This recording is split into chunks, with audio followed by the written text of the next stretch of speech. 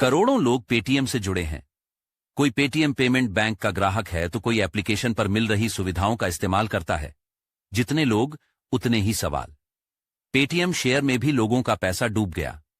हालांकि पिछले 3-4 दिन में 45% से ज्यादा की गिरावट के बाद पेटीएम शेयर में 3% से ज्यादा की बढ़ोतरी देखी गई।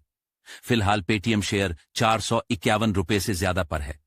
लेकिन बड़ा सवाल यह है कि बढ़ोतरी कितने दिन जारी रहेगी। खबर यह भी है कि मुकेश अंबानी की कंपनी जियो पेटीएम वॉलेट का अधिग्रहण कर सकती है।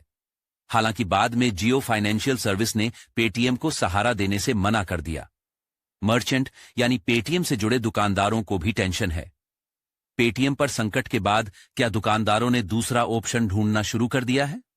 क्या दुकानदार पेटीएम की क्यूआर कोड जैसी सुविधाएं इस्तेमाल कर पा रहे हैं? यूजर्स की कंफ्यूजन दूर करने के लिए हमने फाइनेंशियल एक्सपर्ट से बात की। आपकी सारी शंका हम दूर करने जा रहे हैं। लेकिन सबसे पहले बता दें कि आपको घबराने की कोई जरूरत नहीं है।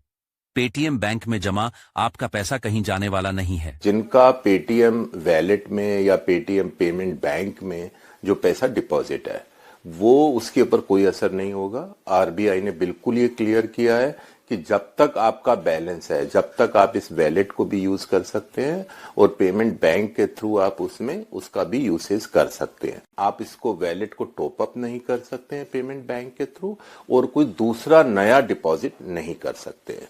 और जो डेडलाइन दी हुई है वो फरवरी 29 की दी हुई है। लेकिन अगर उसके बाद भी बैलेंस बचता है तो उसके बाद भी उसका यूज हो पाएगा। मतलब कहने का तात्पर्य ये है कि जो डिपॉजिटर्स हैं उनके इंटरेस्ट का पूरा ख्याल रखा गया है। डिपॉजिटर्स का पैसा कहीं नहीं फंसने वाला है। रिजर्व बैंक ने बिल्कुल साफ तौर पर कहा है कि हम उनके हित का पूरा ख्याल रख रहे हैं 29 फरवरी तक, और उसके बाद भी अगर बैलेंस बचता है तो उस पैसे का तमाम तरह का जो इस्तेमाल पहले होता है वो रहेगा। कतई कोई परेशानी नहीं आने वाली है, क्योंकि जो पेटीएम वैलेट है वो तो खाली एक ऑप्शन है। हमारे पास पेमेंट के दुनिया भर के ऑप्शंस हैं। आज फास्टैग काम करेगा, क्योंकि फास्टैग का एक अलग सिस्टम होता है काम करने का। उसमें पैसे को टॉप अप करना होता है। जो आप पैसा टॉप अप कर चुके हैं वो जब तक वो एग्जॉस्ट नहीं होता, जब तक वो फास्टैग काम करेगा। और जब आपका बैलेंस खत्म हो जाए तो आपको उसको टॉप अप करने के बहुत सारे ऑप्शंस हैं, बहुत सारे विकल्प हैं जिनके माध्यम से आप इसको टॉप अप कर पाएंगे। देखिए, जब इस तरह की बात होती है तो शेयर बाजार में तो उसका स्वाभाविक है कि उसका प्रभाव बहुत नेगेटिव पड़ता है। शेयर होल्डर्स को काफी नुकसान भी हो रहा है। तो उसके लिए तो ज्यादा कुछ नहीं कर सकते, जो नुकसान होना है होना, लेकिन जो कंप्लायंस है वो बहुत जरूरी है।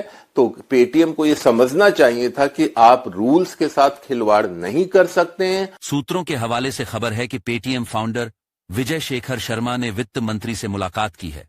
सरकार या उससे जुड़ी कोई भी संस्था अगर कोई बड़ा फैसला करती है तो लोगों के हित को ध्यान में रखा जाता है। इसलिए पेटीएम पर एक्शन से पहले आरबीआई ने जरूर कोई सॉलिड प्लान बनाया होगा।